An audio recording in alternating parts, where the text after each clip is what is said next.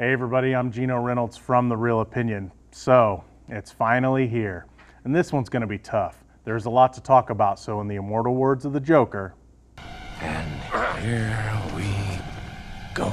After the events of Man of Steel, Bruce Wayne decides that the Earth needs a contingency plan to stop Superman if there's even a chance that he might turn on the Earth.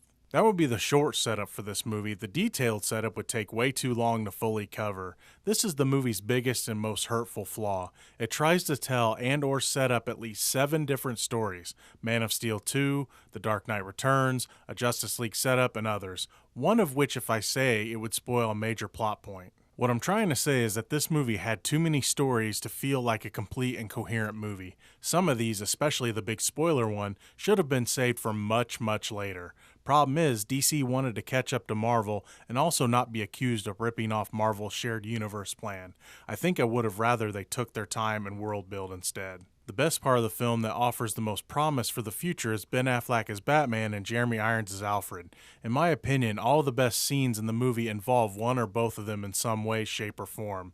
There's a scene involving a rescue that just feels like classic Dark Knight stuff. I will say that a lot of people might have a problem with this Batman because, for the lack of a better phrase, he straight up murders people. Because of this, I will put this thought on record now. The new Joker is a former Robin, whether it be Jason Todd, which is my pick, Tim Drake, or Dick Grayson. This is why he is still alive in a world where Batman kills people. When it comes to the other characters, honestly Superman's fine and Wonder Woman really worked for me. Though you may have already seen it in the trailer, the moment she comes to fight is pretty awesome. Lois Lane feels wasted the entire time. They try to make her overly important to the entire plot, but all she does is get into trouble and make stupid decisions that happen because plot. When it came to The Flash, Aquaman, and Cyborg, that stuff should have been saved for an after-credits scene, not crammed into the middle of this movie.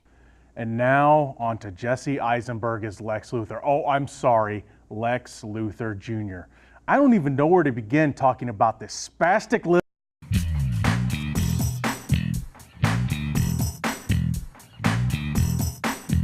and the horse he rode in on. Sorry.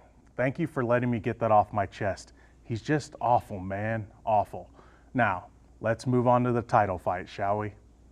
The reasons that Batman and Superman fight in this movie are kind of dumb. For them to fight, both of these not so easily manipulated characters are easily manipulated into doing so. I honestly think that this part should not have even been in the movie. Though parts of the fight were kind of cool, it still felt out of place. Plus, it doesn't last very long, and the reason the fight ends is really dumb. The whole Doomsday thing is crammed in as well. I know they needed something for the Trinity to fight at the end, but I think Lex Luthor and his kryptonite power suit would have made a lot more sense to the plot. Oh, and the ending? DC Universe, you haven't earned that ending yet.